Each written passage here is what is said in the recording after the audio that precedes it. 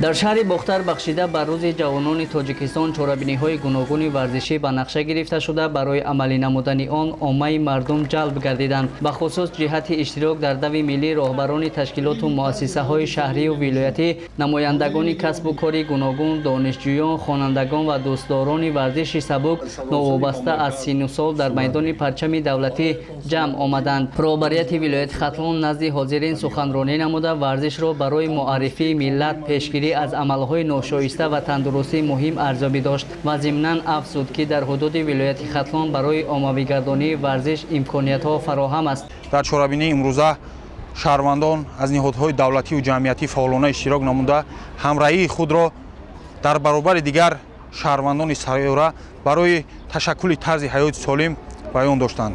дави миллӣ ба хотири оммавигардонии варзиш, тарғиби тарзи ҳаёти солим байни қишрҳои гуногуни ҷомеа баргузор мегардад. варзиш хосиди сулҳ аст.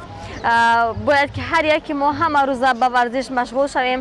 саломатии ҳар яке мо дар дасти худи мо аст. вақте ки мо ба варзиш машғул шавем, худро солиму бардам эҳсос мекунем. сипас роҳбарони ташкилоту идораҳо ва шахсони масъул дар чорабинии дави миллӣ иштирок намуда бо ин амали худ зарурати давидан ва ба варзиш машғул шуданро таъкид доштанд. ҳамасола ҳамин маъракаи варзишии дави миллӣ ба як анъанаи неке табдил ёфтааст. наврасону ҷавонони зиёд, ҳатто пиронсолон низ дар ҳамин маърака пайваста ширкат меварзанд ва ин таҷассумгарӣ то рафт ба таври умумилӣ инкишоф ёфтани бозиҳои варзишӣ аз ҷумла дави миллӣ мебошад. ҳадаф аз ин чорабинӣ ки ҳарсола дар доираи таҷлил аз рӯзи ҷавонони тоҷикистон гузаронида мешавад, таҳкими ҳаракати олимпии тоҷикистон ва рушди варзиш мебошад. ҳамзамон дар ин рӯз мусобиқаи дучархаронӣ баргузор шуд ки дар он асосан кӯдакон бо шавқу завқи баланд иштирок карданд.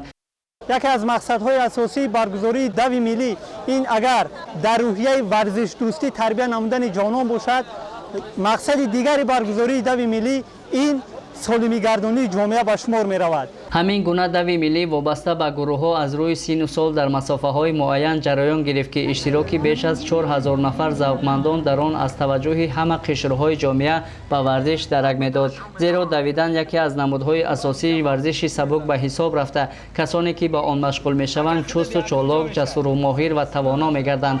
бо натиҷаи мусобиқа ба ғолибон тӯҳфаҳо тақдим гардид. ҳамчунин аз ҷониби раёсати кор бо ҷавонон ва варзиши вилояти Хатлон ба як қатор ташкилоту муассисаҳо барои иштироки фаъолона дар дави миллӣ, марафони велосипедронӣ ва саҳми арзанда гузоштан дар таҳкиму рушди соҳаи варзиш сипосномаҳо супорида шуд.